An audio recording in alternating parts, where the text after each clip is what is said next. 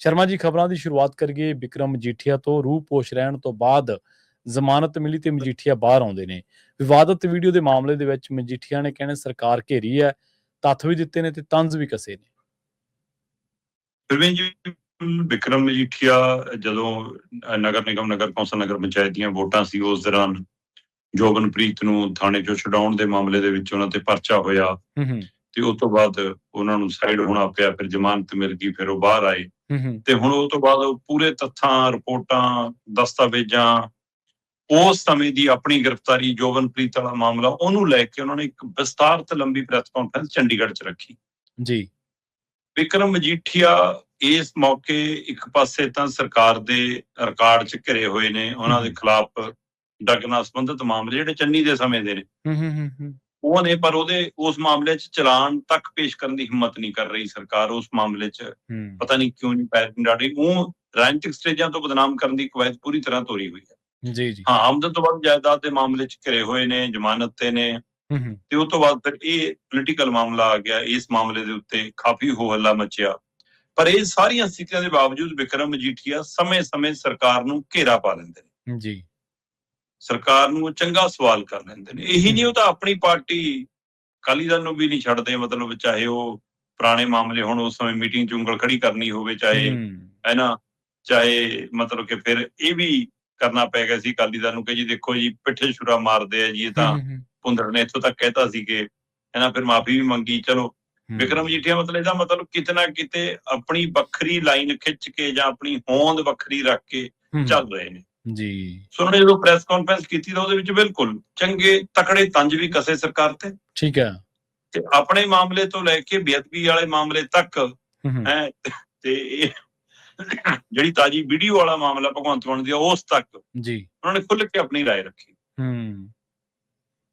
ਉਹ ਮਤਲਬ ਕਹਿੰਦੇ ਕਿ ਜੀ ਮੇਰੇ ਤੇ ਤਾਂ ਪਰਚੇ ਹੁਣ ਆਮ ਗੱਲ ਹੋ ਗਈ, ਮਿੱਤਰਾਂ ਦਾ ਨਾਂ ਚੱਲਦਾ, ਕਚਹਿਰੀਆਂ 'ਚ ਮੇਲੇ ਲੱਗਦੇ, ਇਹੀ ਜਿਹੀਆਂ ਲਾਈਨਾਂ ਬੋਲ ਕੇ ਵੀ ਉਹਨਾਂ ਨੇ ਤੰਜ ਕੱਸਿਆ। ਫਿਰ ਕਹਿੰਦੇ ਇੰਨਾ ਤਾਂ ਮੈਂ ਨਹੀਂ ਜੋਬਨ ਕੀਤੀ ਜਿੰਨੀ ਭਗਵੰਤ ਮਾਨ ਨੇ ਕੀਤੀ, ਹੈ ਨਾ, ਕਿ ਮੇਰੀ ਐਕਟਿੰਗ ਕਰ ਕਰਕੇ ਦਿਖਾਉਂਦਾ ਸੀ ਜੋਬਨ। ਕਹਿੰਦਾ ਪਰ ਹੋਈ ਪਈ ਹੈ ਜੁਗਨੂ ਹੈ। ਤੇ ਕਹਿੰਦਾ ਵੀ ਵਿਕਰਮ ਮਜੀਠੀਆ ਨੇ ਇੱਕ ਤਰ੍ਹਾਂ ਦਾ ਸਿੱਧਾ ਗਹਿਰਾ ਤੰਜ ਕੱਸਿਆ ਭਗਵੰਤ ਮਾਨ ਹੋਰਾਂ ਤੇ, ਮੁੱਖ ਮੰਤਰੀ ਭਗਵੰਤ ਮਾਨ ਤੇ। ਉਹ ਕਹਿੰਦੇ ਵੀ ਨਾ ਤਾਂ ਮੈਂ MLA ਆ ਜੀ, ਨਾ ਮੈਂ MP ਆ, ਨਾ ਮੈਂ ਮੰਤਰੀ ਆ, ਨਾ ਮੈਂ ਕੁਛ ਹੈਗਾ, ਹੈ ਨਾ, ਤੇ ਤਾਂ ਵੀ ਤੁਸੀਂ ਇਹ ਦੇਖ ਲਓ ਕਿ ਤੁਹਾਡੇ ਮੁੱਖ ਮੰਤਰੀ ਨੂੰ ਸੌਂਦਿਆਂ, ਜਾਗਦਿਆਂ, ਉੱਠਦਿਆਂ, ਬਹਿੰਦਿਆਂ, ਹੈ ਨਾ, ਖਾਂਦਿਆਂ, ਖਾਸ ਕਰ ਪੀਂਦਿਆਂ ਮਹੀਂ ਚੇਤੇ ਆਉਣਾ। ਕਹਿੰਦੇ ਸਹੀ ਹੈ। ਚਲੋ ਉਹਨੇ ਸ਼ਰੇਆਮ ਇਹ ਗੱਲ ਕਹਿ ਕੇ ਜੀ ਜਦੋਂ ਪੀਂਦੇ ਨੇ ਜੀ ਤਾਂ ਫਿਰ ਹਰ ਘੁੱਟ ਤੋਂ ਬਾਅਦ, ਸਿਪ ਤੋਂ ਬਾਅਦ ਮਹੀਂ ਚੇਤੇ ਆਉਣਾ, ਮਤਲਬ ਹੈ ਨਾ, ਏਦਾਂ ਚੰਗਾ ਤੰਜ ਕੱਸਿਆ ਜੀ। ਫਿਰ ਹੁਣ ਜੋਬਨਪ੍ਰੀਤ ਵਾਲੇ ਮਾਮਲੇ ਦੇ ਦੋ ਪਹਿਲੂ ਸਾਹਮਣੇ ਰੱਖੇ। ਉਹ ਕਹਿੰਦੇ ਵੀ ਕਿ ਜੇ ਥਾਣੇ ਅਸੀਂ ਨਾ ਜਾਂਦੇ ਤਾਂ ਐਨਕਾਊਂਟਰ ਹੋ ਜਾਣਾ ਸੀ। ਹੁਣ ਉਹ ਪਤਾ ਨਹੀਂ ਗੱਲ ਨੂੰ ਇੰਨਾ ਵਧਾ ਕੇ ਦੱਸ ਰਹੇ ਨੇ, ਜਾਂ ਜੋ ਪੰਜਾਬ ਦੇ ਵਿੱਚ ਪਿਛਲੇ ਦਿਨਾਂ 'ਚ ਹੋਏ ਮਾਮਲੇ, ਉਹ ਕਹਿੰਦੇ ਰਣਜੀਤ ਵੰਡ ਤੋਂ ਬਚਾ ਲਿਆ ਮੈਂ ਜੋਬਨਪ੍ਰੀਤ ਨੂੰ। ਜੋਬਨਪ੍ਰੀਤ ਉਹ ਕਹਿੰਦੇ ਉਹ ਮੁੰਡਾ ਹੈ ਜਿਹਨੂੰ ਪਹਿਲਾਂ ਵੀ 5 ਮਹੀਨੇ ਸਰਕਾਰ ਅੰਦਰ ਰੱਖ ਚੁੱਕੀ ਹੈ ਇਰਾਦਾ ਕਤਲ ਦੇ ਮਾਮਲੇ 'ਚ। ਠੀਕ ਹੈ। ਉਹਨਾਂ ਨੇ ਤੱਥ ਰਿਪੋਰਟਾਂ ਰੱਖੀਆਂ ਵੀ ਕਿ ਮੈਂ ਅੰਦਰ ਸੀ ਜਦੋਂ ਨਾਭੇ ਜੇਲ੍ਹ 'ਚ।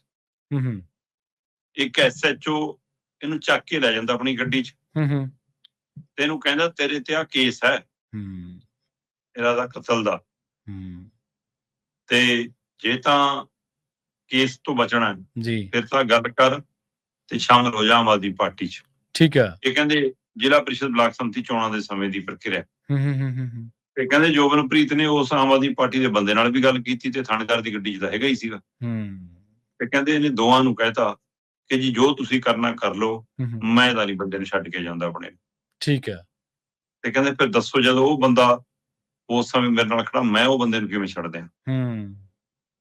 ਤੇ ਕਹਿੰਦੇ ਫਿਰ ਉਹਨੇ ਜਦੋਂ ਨਹੀਂ ਜਾਣਾ ਮੰਨਿਆ ਤਾਂ ਚਲੋ ਅਦਾਲਤੀ ਪ੍ਰਕਿਰਿਆ ਦੇ ਵਿੱਚ, ਹੈ ਨਾ, ਉਹ ਦੂਜੀ ਧਿਰੇ ਫਿਰ ਸਾਹਮਣੇ ਆ ਗਈ ਕਿ ਜੀ ਇਹ ਬੰਦਾ ਤਾਂ ਹੈ ਨਹੀਂ ਸੀ। ਉਹਨੂੰ ਪਤਾ ਸੀ ਕਿ ਅਸੀਂ ਝੂਠੇ ਫਸ ਜਾਵਾਂਗੇ। ਕਹਿੰਦੇ ਕਿ ਇਸ ਤਰ੍ਹਾਂ 5 ਮਹੀਨਿਆਂ ਬਾਅਦ ਜੋਬਨਪ੍ਰੀਤ ਬਾਹਰ ਆਇਆ।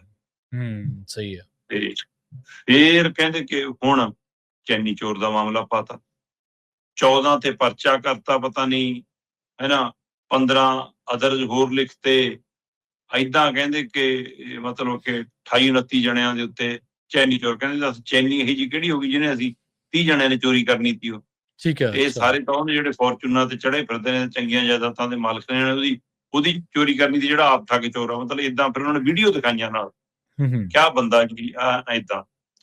ਤੇ ਉਸ ਮਾਮਲੇ ਚੋਂ ਕਹਿੰਦੇ ਵੀ ਕਿ ਬਾਹਰ ਆ ਕੇ ਖੁਦ DSP ਗੱਲ ਕਰ ਰਿਹਾ ਧਰਨਾਕਾਰੀਆਂ ਨਾਲ ਕਿ ਇਹ ਤੋਂ ਬਾਅਦ ਹੋਰ ਕੋਈ ਮਾਮਲਾ ਨਹੀਂਗਾ, ਸਿਰਫ ਇਹੀ ਚੈਨੀ ਚੋਰ ਵਾਲਾ ਹੀ ਮਾਮਲਾ, ਹੋਰ ਕੋਈ ਚ ਸ਼ਾਮਿਲ ਨਹੀਂ ਹੋਊਗਾ। ਬਾਅਦ ਚੋਂ ਕਹਿੰਦੇ ਹਥਿਆਰ ਵਾਲਾ ਮਾਮਲਾ ਵੀ ਸ਼ਾਮਿਲ ਹੋ ਗਿਆ। ਤੇ ਫਿਰ ਕਹਿੰਦੇ ਪੁਰਾਣਾ ਤਰੀਕਾ ਕਰ ਕੀ ਹੈ ਇਹਨਾਂ ਦੀ, ਕਿ ਬੰਦਾ ਫੜ ਹੋ ਗਿਆ ਜੀ, ਉਹਦੇ ਕੋਲ ਹਥਿਆਰ ਨੇ ਜੀ, ਉਹ ਹਥਿਆਰ ਬਰਾਮਦ ਕਰਨ ਲੈ ਕੇ ਜਾਣਾ ਜੀ। ਸਹੀ ਹੈ। ਤੇ ਉੱਥੇ ਬਰਾਮਦਗੀ ਦੇ ਟਾਈਮ ਜੀ ਉਹਨੇ ਜੀ ਉਹ ਬਰਾਮਦ ਹਥਿਆਰ ਨਾਲ ਫਾਇਰ ਕਰਤਾ ਜੀ, ਸਾਨੂੰ ਆਪਣੇ ਬਚਾਅ 'ਚ ਗੋਲੀ ਚਲਾਉਣੀ ਪਈ ਤੇ ਹੋ ਗਿਆ ਜੀ ਇਨਕਾਊਂਟਰ। ਕਹਿੰਦਾ ਐਂ ਹੋਏ ਨੇ। ਸਹੀ ਹੈ। ਬਿਕਰਮ ਮਜੀਠੀਆ ਕਹਿੰਦੇ ਕਿ ਬੇਅਦਬੀਆਂ ਦਾ ਤੇ ਇਨਕਾਊਂਟਰਾਂ ਦਾ ਇਸ ਸਮੇਂ ਸੂਤਰਧਾਰ ਭਗਵੰਤ ਮਾਨ ਹੈ। ਇਹ ਸਿੱਧੇ ਦੋਸ਼ ਉਹ ਪੰਜਾਬ ਸਰਕਾਰ ਤੇ ਮੁੱਖ ਮੰਤਰੀ ਤੇ ਚੰਡੀਗੜ੍ਹ ਦੇ ਵਿੱਚ ਪ੍ਰੈਸ ਕਾਨਫਰੰਸ, ਚੰਡੀਗੜ੍ਹ ਦੇ ਮੀਡੀਆ 'ਚ ਬੈਠ ਕੇ ਗੱਲ ਕਰ। ਫਿਰ ਇੱਥੇ ਹੀ ਨਹੀਂ, ਉਹ ਕਹਿੰਦੇ ਮੈਂ ਸਰਕਾਰ ਨੂੰ ਚੈਲੰਜ ਕਰਦਾ ਕਿ ਮੈਂ ਕਾਗਜ਼ ਫਾੜੇ, ਠੀਕ ਹੈ, ਮੈਂ ਹਥਿਆਰ ਲਹਿਰਾਏ, ਤੁਸੀਂ ਆਪਣੀ FIR 'ਚ ਚੀਜ਼ਾਂ ਦਰਜ ਕੀਤੀਆਂ, ਤੁਸੀਂ ਤਾਂ ਉਹ ਸਰਕਾਰੀ ਕੁਆਟਰ ਨੂੰ ਜਿੱਥੇ ਰਹਿਣ ਦੀ ਰਿਹਾਇਸ਼ ਹੈ ਉਹਨੂੰ ਵੀ ਇਨਵੈਸਟੀਗੇਸ਼ਨ ਰੂਮ ਬਣਾ ਕੇ ਲਿਖਤਾ ਉੱਥੇ ਜੀ, ਤਾਂ ਸਾਡਾ ਉਹ ਰੂਮ ਸੀ ਜਿੱਥੇ ਬਿਕਰਮ ਮਜੀਠੀਆ ਵੜ ਗਿਆ ਜੀ ਆ ਕੇ। ਤੇ ਫਿਰ ਉੱਥੇ CCTV ਕਿਉਂ ਨਹੀਂ ਕਹਿੰਦੇ ਤੁਹਾਡਾ, ਫੁਟੇਜ ਦੇ ਦਿਓ ਨਾ। ਤੇ ਕਹਿੰਦੇ ਮੇਰੇ ਤੇ ਤੁਸੀਂ ਦੋਸ਼ ਲਾਏ ਨਾ, ਕਾਗਜ਼ ਫਾੜੇ, ਹਥਿਆਰ ਲਹਿਰਾਏ, 2 ਵਾਰ ਮੰਗੀ ਵੀਡੀਓ ਅਦਾਲਤ ਨੇ, ਤੁਸੀਂ ਦੇ ਹੀ ਨਹੀਂ ਸਕੇ ਜੀ ਜੀ। ਕਹਿੰਦੇ ਚਲੋ ਮੇਰੇ ਤਾਂ ਮਾਮਲਾ ਨਿਬੜ ਗਿਆ, ਪਰ ਤੁਸੀਂ ਜੇ ਹੁਣ ਵੀ ਉਹ ਪੇਸ਼ ਕਰ ਦੋ, ਹੁਣ ਵੀ ਦਿਖਾ ਦੋ, ਤਾਂ ਕਹਿੰਦੇ ਕਿ ਮੈਂ ਜ਼ਮਾਨਤ ਨਹੀਂ ਕਰਾਉਂਗਾ ਕਦੇ, ਮੈਨੂੰ ਕਰ ਲਿਓ ਗ੍ਰਿਫਤਾਰ ਜੇ ਕਰਨਾ। ਠੀਕ ਹੈ, ਪੇਸ਼ ਕਰ ਦੋ ਕਿ ਮੈਂ ਕਿਹੜੇ ਕਾਗਜ਼ ਫੜੇ ਨੇ, ਕਿਹੜਾ ਹਥਿਆਰ ਲੈ ਰਿਹਾ। ਤੇ ਇਸ ਤਰੀਕੇ ਕਰਨ ਨਾਲ ਉਹ ਕਹਿੰਦੇ ਮੈਂ ਰਣਜੀਤ ਫੰਡ ਤੋਂ ਬਚਾ ਲਿਆ ਜੋਬਨਪ੍ਰੀਤ ਨੂੰ। ਤੇ ਫਿਰ ਉਹ ਕਹਿੰਦੇ ਵੀ ਕਿ ਤੁਸੀਂ ਆ ਬੇਅਦਬੀ ਵਾਲੇ ਮਾਮਲੇ 'ਚ, ਤੁਸੀਂ ਆ ਜਗਤ ਜੋਸ਼ੀ ਸਾਹਿਬ ਸਤਿਕਾਰਯੋਗ ਐਕਟ ਦੇ ਮਾਮਲੇ 'ਚ, ਤੁਸੀਂ ਆ ਮਨੁੱਖੀ ਅਧਿਕਾਰਾਂ ਦੇ ਘਾਣ ਦੇ ਮਾਮਲਿਆਂ 'ਚ ਜਿਹੜੇ ਇਨਕਾਊਂਟਰ ਕਰ ਰਹੇ ਹੋ, ਸਾਰਾ ਕੁਝ ਕਰ ਰਹੇ ਹੋ, ਤੇ ਤੁਸੀਂ ਜਿਹੜਾ ਹੁਣ ਆ ਵੀਡੀਓ ਵਾਲਾ ਡਰਾਮਾ ਕਰ ਰਹੇ ਹੋ, ਇਹ ਦੇਖ ਲਿਓ। ਕਹਿੰਦੇ ਕਿ ਅਕਾਲ ਤਖਤ ਸਾਹਿਬ ਨਾਲ ਜਿਹਨੇ ਮੱਥਾ ਲਾਇਆ ਫਿਰ ਉਹਦਾ ਮੱਥਾ ਪਾਟਿਆ ਹੀ ਆ। ਸਹੀ ਹੈ। ਇਸ ਤਰੀਕੇ ਕਾਰਨ ਉਹਨਾਂ ਨੇ ਸਰਕਾਰ ਨੂੰ ਚੰਗੇ ਪਿਉ ਕੇ ਮਤਲਬ, ਪਰ ਉਹ ਨਾਲ ਦੀ ਨਾਲ ਟਕੋਰਾ ਅਕਾਲੀ ਦਲ ਨੂੰ ਵੀ ਕਰ ਗਏ ਜੀ। ਅੱਛਾ, ਉਹ ਕਹਿੰਦੇ ਇਹ ਮਜੀਠੀਆ ਹੈ, ਮਜੀਠੇ ਦਾ ਮਾਮਲਾ ਹੀ ਨਹੀਂ, ਜਿਹੜਾ ਵੀ ਸਹੀ ਗੱਲ ਕਰਨ ਵਾਲਾ ਹੋਊਗਾ ਮੈਂ ਉਹਦੇ ਨਾਲ ਖੜੂੰਗਾ, ਮੈਂ ਤੈਨੂੰ ਖੜਾ ਨਜ਼ਰ ਆਊਂਗਾ, ਮੈਂ ਭੱਜਦਾ ਨਹੀਂ। ਮਤਲਬ ਇੱਕ ਤਰ੍ਹਾਂ ਨਾਲ ਉਹ ਅਕਾਲੀ ਦਲ ਨੂੰ ਦੱਸ ਰਹੇ ਸੀਗੇ ਕਿ ਤੁਸੀਂ ਤਾਂ ਨਹੀਂ ਆਏ ਮੇਰੇ ਨਾਲ, ਗਏ ਵੀ ਨੇ ਅਕਾਲੀ ਦਲ ਵਾਲੇ, ਪਰ ਮੈਂ ਖੜਾ। ਤੇ ਇਸ ਤਰੀਕੇ ਕਰਨ ਨਾਲ ਉਹਨਾਂ ਨੇ ਕੁਝ ਬੰਦਿਆਂ ਦਾ ਜ਼ਿਕਰ ਕੀਤਾ, ਕੁਝ ਨਾਮਾਂ ਦਾ ਜ਼ਿਕਰ ਕੀਤਾ ਤੇ ਆਪਣੀ ਟੀਮ ਦਾ ਜ਼ਿਕਰ ਕੀਤਾ, ਤੇ ਉਹਨਾਂ ਨੇ ਸਰਕਾਰ ਨੂੰ ਚੰਗਾ ਘੇਰਾ ਪਾਇਆ। ਪਰ ਇਸ ਮਸਲੇ ਤੇ ਮੋੜਮਾ ਅਜੇ ਤੱਕ ਸਰਕਾਰੀ ਜਾਂ ਪ੍ਰਸ਼ਾਸਨਿਕ ਜਾਂ ਪੁਲਿਸ ਤੰਤਰ ਦਾ ਕੋਈ ਜਵਾਬ ਅਜੇ ਆਇਆ ਨਹੀਂ। ਇਹ ਵੱਖਰੀ ਗੱਲ ਆ ਕਿ ਚੰਡੀਗੜ੍ਹ 'ਚ ਪ੍ਰੈਸ ਕਾਨਫਰੰਸ ਹੋਵੇ ਤੇ ਉਹਨੂੰ ਮੀਡੀਆ 'ਚ ਸਪੇਸ ਚੰਗੀ ਤਰ੍ਹਾਂ ਨਾ ਮਿਲੇ, ਇਹ ਵੀ ਆਪਣੇ ਆਪ 'ਚ ਕਮਾਲ ਜੀ। ਬਿਲਕੁਲ। ਤੇ ਦੇਖੋ ਮੀਡੀਆ ਤਾਂ ਜਦੋਂ ਮੈਨੇਜ ਹੀ ਹੋ ਗਿਆ ਸ਼ਰਮਾ ਜੀ, ਫਿਰ ਉਹ ਮੈਨੇਜ ਹੋਏ ਤਰੀਕੇ ਨਾਲ ਹੀ ਉਹਨੂੰ ਚੱਲਣਾ ਪੈਣਾ। ਤੇ ਦੂਜੀ ਗੱਲ ਜਿਹੜੀ ਮਾਨ ਸਾਹਿਬ ਦੀ ਹੈ, ਜਦੋਂ ਤੁਸੀਂ ਆਪ ਪਰਸਨਲ ਲੈਵਲ ਤੇ ਜਾਓਗੇ ਤੇ ਫਿਰ ਉਹਨਾਂ ਨੂੰ ਤਾਂ ਸਗੋਂ ਤੁਸੀਂ ਜ਼ਿਆਦਾ ਮੌਕਾ ਦਿੰਦੇ। ਤੁਸੀਂ ਖੁਦ ਇੱਕ ਜ਼ਿੰਮੇਵਾਰਾਨਾ ਗੱਦੀ ਦੇ ਉੱਤੇ ਬੈਠੇ ਆ, ਤੁਸੀਂ ਖੁਦ ਜੇ ਤੁਹਾਡੇ ਸ਼ਬਦਾਂ ਦਾ ਪੱਧਰ ਨੀਵਾਂ ਹੈ ਤੇ ਤੁਹਾਨੂੰ ਸੰਬੋਧਨ ਕਰਨ ਵਾਲੇ ਵੀ ਤੇ ਫਿਰ ਉਹਨਾਂ ਸ਼ਬਦਾਂ ਦੀ ਉਹੀ ਵਰਤੋਂ ਕਰਨਗੇ ਨਾ। ਸੋ ਇਹ ਜਿਹੜੀ ਪਹਿਲ ਹੁੰਦੀ ਨਾ, ਕਈ ਵਾਰੀ ਇਹ ਨਹੀਂ ਹੁੰਦਾ ਕਿ ਸਾਰਾ ਕੰਮ ਵਿਰੋਧੀ ਤਰ੍ਹਾਂ ਦਾ ਹੀ ਹੁੰਦਾ। ਕਈ ਵਾਰ ਜ਼ਿੰਮੇਵਾਰ ਵਿਅਕਤੀਆਂ ਦੀ ਜ਼ਿੰਮੇਵਾਰੀ ਦੁੱਗਣੀ ਹੁੰਦੀ ਹੈ ਸਗੋਂ।